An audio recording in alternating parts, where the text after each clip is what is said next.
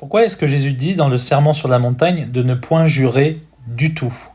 De ne pas jurer par le ciel, par la terre, par Jérusalem, ni même par ta tête, mais que ton oui soit oui. Point barre. Alors les détracteurs diront oui, mais quand tu te maries, tu fais un vœu devant Dieu. Est-ce que c'est une contradiction? Pas du tout. Jésus, tout d'abord, au verset 33, il répète en fait un principe biblique important. Tu ne parjureras point, mais tu garderas tes serments envers le Seigneur. C'est ce qu'on trouve en Nombre. Quand un homme aura fait un vœu à l'Éternel, on se sera par serment imposé une obligation à lui-même. Il ne violera point sa parole, il fera selon tout ce qui est sorti de sa bouche.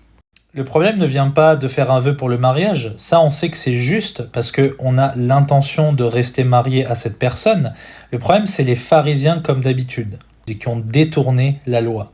Je vais vous donner 3 exemples. Par exemple, ils disent que jurer sur Dieu est sacré, mais jurer au nom d'autre chose est tolérable. Ils disent que faire un vœu au nom de Jérusalem peut se briser, or un vœu fait en direction de Jérusalem est sacro-saint ou acceptable. C'est débile. Et le pire du pire, jurer par le temple n'est rien, mais jurer par l'or du temple nous engage. Ça n'a aucun sens. Ça n'a aucun sens puisque tout vœu en fait est fait en présence de Dieu, puisque Dieu il nous entend en permanence. C'est ça que Jésus explique. Et donc un chrétien, il se doit de garder parole, que son oui soit oui.